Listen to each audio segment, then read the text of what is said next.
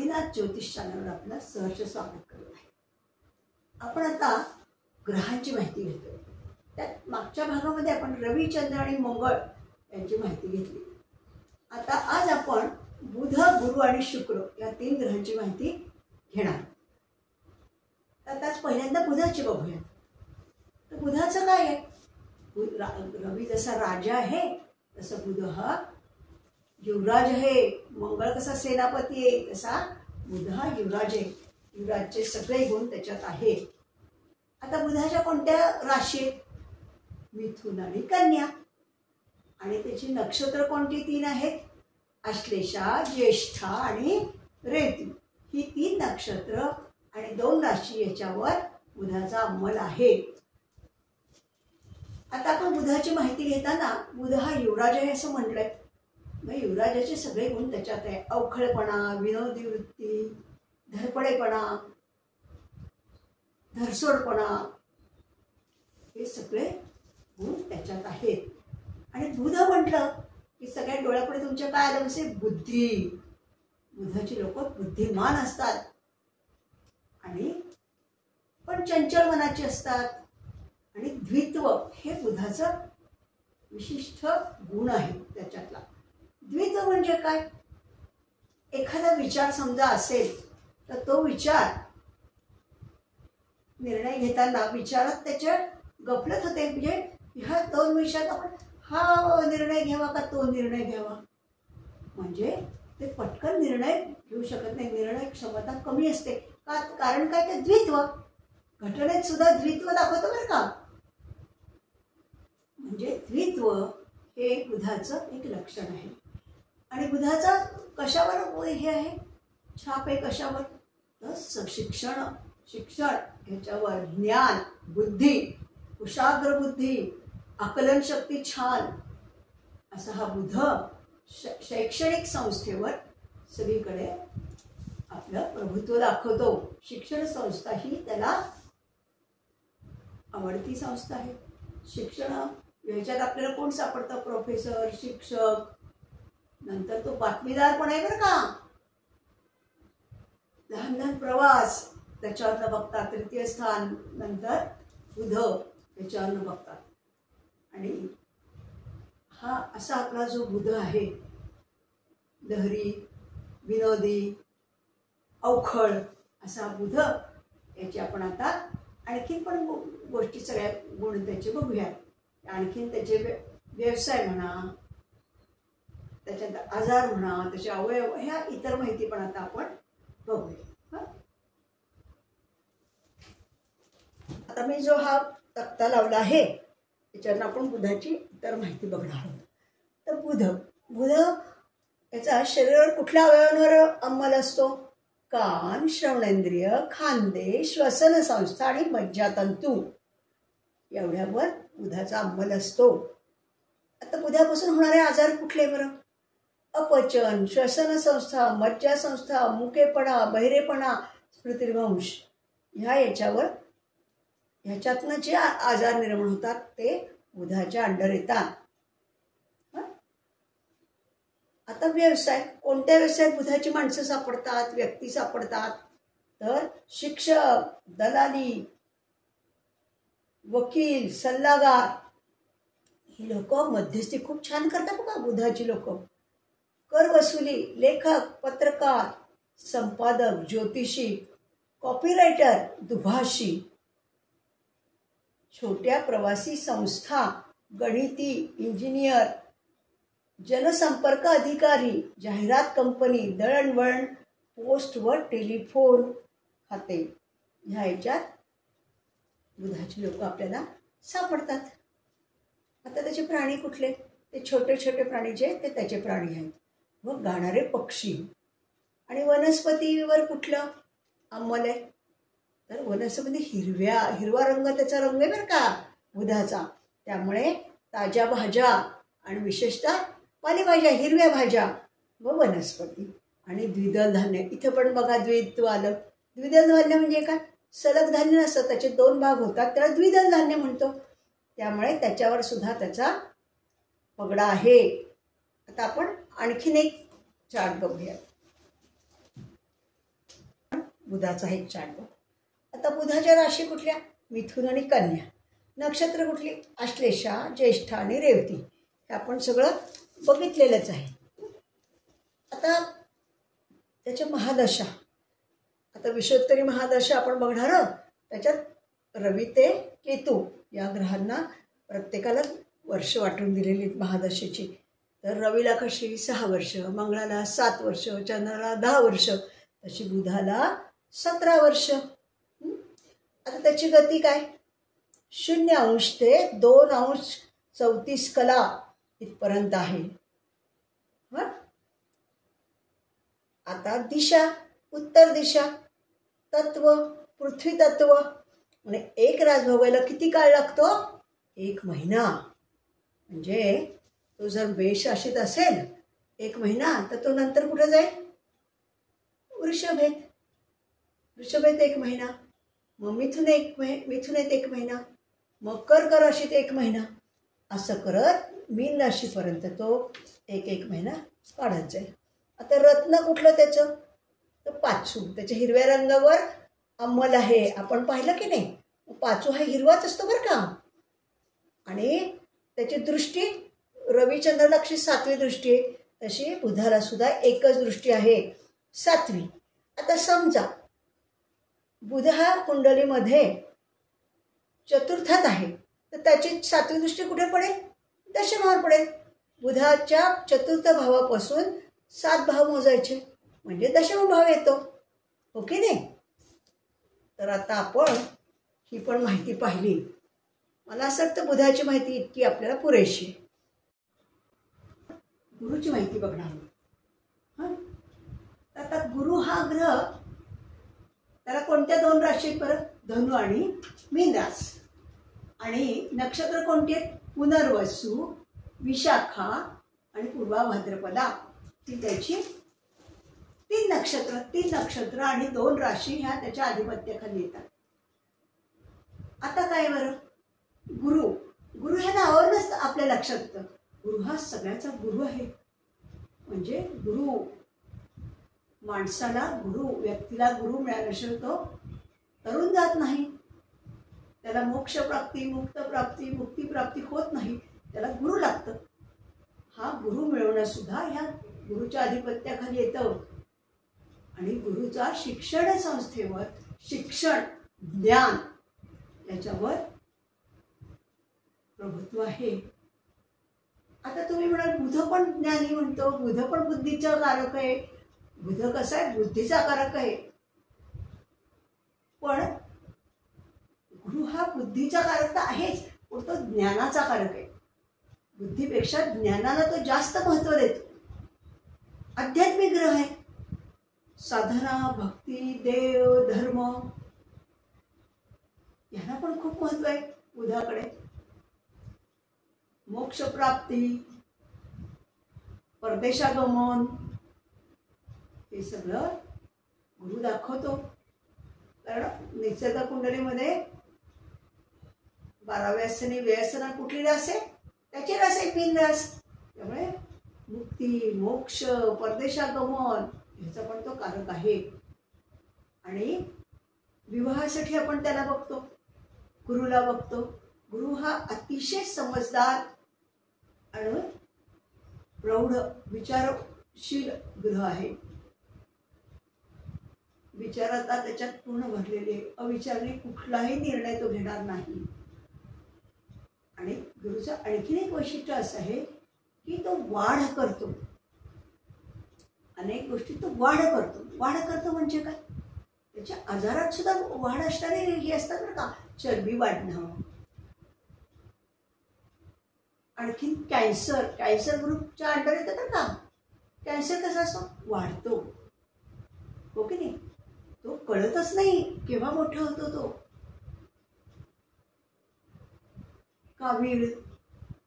काविळीवर सुद्धा त्याचा अंमल आहे. असा हा गुरु, ज्ञानी गुरु, अतिशय यश देणारा गुरु हा आपण, याची आपण इतर माहिती पण बघणार आहोत. आता गुरु संदर्भातली ही पुढची माहिती आपली. गुरु शरीराचे अवयव कोणते कोणते अवयव त्याच्या अंडर येतात? रक्तप्रवाह, नंतर ट्यूमर, लिव्हर, चरबी, मांड्या आणि तळपाय. त्याचे आजार काय? गुरुपासून होणारे आजार कुठले? लिव्हरचे विकार, कावीळ,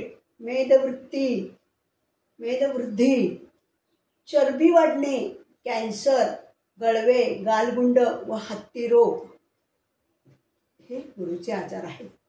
आता व्यवसाय कुठले त्याचे? कुठल्या व्यवसायात गुरुची लोक सापडतात? देवळे, मंदिरे, देवळात जे गुरुजी असतात, मंदिरात असतात ते, शाळा, कॉलेज, शिक्षण संस्था, न्यायालय, परदेशी संस्था, जेल, नेव्ही, नौकायन, डेव्हलपमेंट डिपार्टमेंट. डेव्हलपमेंट डिपार्टमेंट पण याच्या अंडर आहेत. आता प्राणी, कोणते प्राणी? हत्ती, घोडे, मोर, बैल. वनस्पती कुठल्या? वड, उंबर, शेंगदाणे आणि काजू. पण हा स्निग्ध पदार्थांचा कारक आहे बरं का गुरु, त्यामुळे शेंगदाणे आणि काजू सुद्धा त्याच्या अंडर येतात. आता आपण पुढचा तक्ता बघूयात. आता ह्या तक्त्यामध्ये गुरु बघूयात. रास, धनुरास, मीन रास. नक्षत्र पुनर्वसू, विशाखा आणि पूर्व भाद्रपदा. आता महादशा, विषोत्तरी महादशामध्ये ह्याला किती वर्ष दिली आहेत? 16 वर्ष. आता ह्याची गती काय? हा संथ ग्रह आहे का, रवी, चंद्र, बुध ह्यासारखा नाही. 0° ते 16 कला पर्यंत ह्याची गती आहे. दिशा कुठली? ईशान्य. नंतर तत्व कुठलं? आकाश तत्व. आणि एक रास भोगण्याला किती काळ लागतो? 13 महिने. एका राशीत तो 13 महिने असतो, म्हणजे पूर्ण वर्ष आणि वर 1 महिना. आता जर तो तुळेत जर 1 महिना असेल, 13 महिने, 1 महिना नाही 13 महिने, 13 महिने म्हणजे 1 वर्ष पूर्ण आणि वर 1 महिना. मग तुळेनंतर वृश्चिकेत जाईल, मग धनुत जाईल. अशा पूर्ण 12 राशी तो 13 महिने एका राशीत घालून करेल, पूर्ण करेल. आणि त्याचे रत्न कुठले? पुष्कराज, पिवळ्या रंग. पिवळ्या रंगावर गुरुचा अंमल आहे बरं का, म्हणून रत्न सुद्धा पिवळंच आहे त्याचं. आणि त्याच्या दृष्टी कोणत्या आहेत? तर 5वी दृष्टी, 7वी दृष्टी आणि 9वी दृष्टी. आता बघा बरं का, रवीला, चंद्राला आणि बुधाला 7वी दृष्टी आहे. मंगळाला मात्र तसं नाही आहे. मंगळाला पण 3 दृष्टी आहेत, 4, 7 आणि 8. तसं ह्याला पण 3 दृष्टी आहेत, 5वी, 7वी आणि 9वी दृष्टी. मग 5वी दृष्टी म्हणजे काय? पहिल्या भावात, पहिल्या स्थानात जर गुरु आहे तुमचा, तर 5वी दृष्टी कुठे पडेल? त्या स्थानापासून 5वं स्थान मोजायचं. 1, 2, 3, 4 आणि 5. पंचम भावावर पहिली दृष्टी आली त्याची. 7वी दृष्टी कुठे आली? सप्तम भावावर आले. पहिल्या स्थानापासून 7वं भाव ते. आणि 9वी दृष्टी कुठे आली? 9वं भावावर. पहिल्या स्थानापासून 9 भाव मोजले तेव्हा 9वं भावावर आले. म्हणजे असा याची ही माहिती आपण आता पाहिलेली आहे. गुरु हा तुम्हाला कळला. आता आपण शुक्राची माहिती घेऊयात. आता आपण गुरु बघून झाला, आता आपण शुक्राची माहिती घेणार. शुक्र हा ग्रह आहे, त्याची माहिती बघणार आहे. आता शुक्राच्या 2 राशी कुठल्या? वृषभ आणि तुळ. आणि नक्षत्र कुठली? त्याची नक्षत्र 3 नक्षत्र कुठली? भरणी, नंतर पूर्वा किंवा पूर्वा फाल्गुनी म्हणतात, आणि पूर्वाषाढा. अशी ही 3 नक्षत्र आणि 2 राशी शुक्राच्या अधिपत्याखाली येतात. आता शुक्र जसं आपण म्हणतो की रवी हा राजा आहे, मंगळ हा सेनापती आहे, बुध हा युवराज आहे, तसं शुक्र हा ग्रह राणी म्हणून धरला जातं. राणीचे सगळे गुण त्याच्यात आहेत. सौंदर्य, राणीला लागणारे सगळे गुण त्याच्यात असल्यामुळे शुक्र हा राणी असं समजलं जातं. आता शुक्राची आपण माहिती बघणार आहोत. शुक्र हा पहिला तर स्त्री ग्रह आहे. चंद्र आणि शुक्र हे दोन स्त्री ग्रह आहेत. मग आता काय आहे, शुक्र हा कलासक्त आहे. सगळ्या कला त्याच्यात आहे. चित्रकला, पेंटिंग, कुठलीही कला घेतली तरी ते त्याच्या अंडर येते. तसंच शुक्र हा स्त्रीकारक ग्रह आहे, विवाहकारक ग्रह आहे. विवाहाला कुठलाही विवाहाचा प्रश्न बघायचा असेल तर शुक्र बघितल्याशिवाय आपल्याला बघता येणार नाही. तेव्हा विवाहाचा कारक शुक्र ग्रह आहे. शुक्र हा शृंगार, नंतर आनंदी वृत्तीचा आणि ऐहिक उपभोग भोगणार आहे. ऐहिक गोष्टी त्याला खूप आवडतात, भावतात. गुरु जसा आध्यात्मिक ग्रह आहे, ऐहिकतेपासून तो लांब आहे गुरु, असा हा नाही. हा त्याला आनंदी वृत्ती, स्वैर वागणं, मनाप्रमाणे वागणं, नंतर सगळ्या कला जसं आहे, कला जसं आहे तसं लैंगिक वैवाहिक संबंध, विवाहाबाबतचे सगळे प्रश्न. विवाह हा जसा याला पोषक आहे किंवा मधाळ बोलणं, व्यक्तिमत्व अतिशय लाघवी, असा हा शुक्र ग्रह जो आहे याची पण आपण आज सगळ्या प्रकारची माहिती बघणार आहोत. नंतर त्याचे सगळे व्यवसाय किंवा त्याचं कशावर आधिपत्य आहे, सगळं ब्युटी, स्त्री संदर्भातले सगळ्या प्रकारचे व्यवसाय. नंतर शुक्रजंतू तयार करणे हा पण एक शुक्राच्या याच्यातलाच हे आहे. आता हा असा आपण शुक्र की जो पत्नी पण शुक्रावर न बघता स्त्री ग्रह आहे. त्यामुळे आपण आता ह्या ग्रहाची आणखी इतर माहिती सुद्धा बघूया. आपल्याला कळलेलं आहे की हा शुक्र हा स्त्री ग्रह आहे आणि शुक्र म्हटलं की काय तुमच्या डोळ्यापुढे आलं पाहिजे, सगळ्या कलांवर त्याचा सगळं आधिपत्य आहे.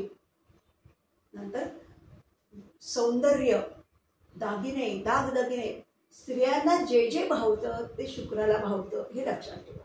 त्या सगळ्यावर त्याचं आधिपत्य आहे. त्या संदर्भात व्यवसाय, त्या संदर्भात त्याच्यातून निर्माण होणारे म्हणजे ऐशाराम, चैनी, याच्यातून जे निर्माण होणारे आजार, असं हे याचं व्यक्तिमत्व आहे. आता आपण इतर माहिती सुद्धा त्याची बघूया. नशाच्या अंमलाखाली कोणते अवयव म्हणजे शुक्राला कुठले अवयव आपण शरीरातले बघू, गळा, घशातील स्नायू, डोळे, शुक्रजंतू, मूत्रपिंड आणि गर्भाशय, स्त्रियांचं गर्भाशय व हनवटी, हे शुक्रावरनं बघतो. आता शुक्राचे आजार कुठले, घसा व डोळे याबाबतचे रोग, त्याचे काय जे आजार असतील ते घसा आणि डोळे.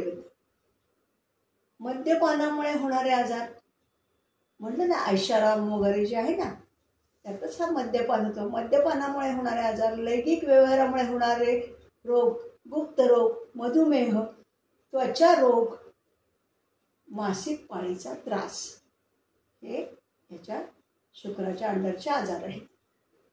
आता शुक्राची लोक कुठे कुठे सापडतात, शुक्र कलाकार, सगळ्या कला त्याच्यात आहेत. गायक, वादक, चित्रकार, ड्रायव्हर म्हणजे चालक, साखर कारखाने, गोड पदार्थावर त्याचं अंमल आहे म्हणून साखर कारखाने, मिठाई, चहा, कॉफी, काच, पेंटर, चष्म्याचे दुकान, डोळ्यावर आहे म्हणून डोळ्यावर आहे ना आधिपत्य म्हणून चष्म्याचे दुकान, डेकोरेटर, सौंदर्य साधनांचे व्यवसाय, वाद्ये आणि शिंपी, मद्याचे दुकान, पेट्रोल पंप, असे ह्या सगळ्या व्यवसायात आपल्याला शुक्राची लोक सापडतात. शुक्र हा कलाकार आहे, त्याच्यामुळे हे जे आपण सांगितले हे सगळे व्यवसाय त्याच्यात मिळतात. आता शुक्राचे प्राणी कोणते, पाळीव प्राणी आणि आकर्षक पक्षी. शुक्र हा आकर्षकतेकडे वळणार आहे, हो की नाही. त्यामुळे आकर्षण त्याच्याकडे आहे, त्याच्यामुळे तो पक्षीसुद्धा त्याचे आकर्षक असतात. आता वनस्पती, फुलझाडे व आकर्षक वेली, फुलं झाडात सुद्धा आकर्षकता आहे बघा त्याच्या. शुक्राची रास कोणते आहेत? वृषभ आणि तूळ. नक्षत्र भरणी, पूर्वा, फाल्गुनी किंवा पूर्वा आणि पूर्वाषाढा. आता महादशा वर्ष किती? 9 ग्रह आहेत. रवी ते केतूमध्ये शुक्राला किती वर्ष महादशा? 20 वर्ष. सगळ्यात जास्त शुक्राला वर्ष दिली बरं का. आणि गती काय त्याची? 0° ते 1° 16 कला यापर्यंत त्याची गती असते. फास्ट ग्रह आहे हा पण. दिशा आग्नेय. नंतर तत्व जलतत्वाची आहे. नंतर एक रास भोगायला किती काळ लागतो? 1 महिना. आणि रत्न कोणती? रत्न हिरा, डायमंड बरं का त्याचं रत्न. आणि दृष्टी कोणती? एकच दृष्टी त्याला, सात्विक. जसं रवी चंद्र बुधाला कशी एकच दृष्टी आहे, तशी शुक्राला पण एकच दृष्टी आहे. आपण सात्विक दृष्टी कशी बघतो आपल्याला कळलं का नाही?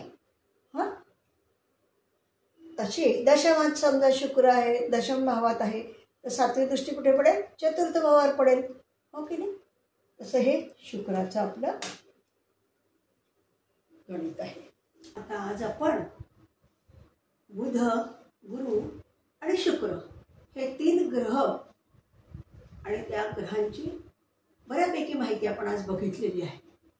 हां, त्यामुळे आपल्याला काय झालं तर रवी चंद्र मंगळ बुध गुरु शुक्र ह्या सगळ्या ग्रहांची 6 ग्रहांची माहिती आपल्याला मिळालेली. आता मला असं वाटतं आज आपला हा भाग इथे संपवूयात आणि पुढच्या भागासाठी आपण लवकरच भेटूयात.